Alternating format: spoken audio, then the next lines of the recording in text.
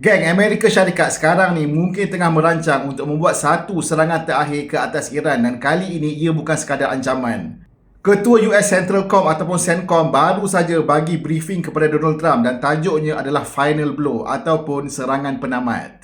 Mengikut perancangan yang diutarakan, serangan yang diorang nak buat ni bukannya kecil. Diorang rancang untuk membuat serangan udara secara besar-besaran, targeting all the key infrastructure, aset ketenteraan dan juga kepimpinan Iran. Diorang juga bercadang untuk menggunakan senjata canggih seperti Dark Eagle Hypersonic Missile.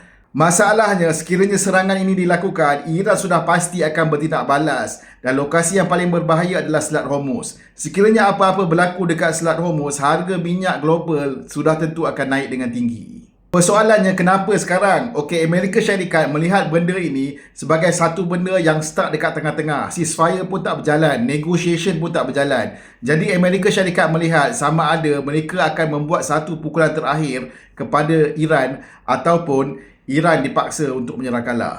Sama ada ini semua hanyalah tipu helah Donald Trump seperti yang kita maklum sebelum ini ataupun permulaan kepada satu perang yang besar, sama-sama kita tunggu dan lihat.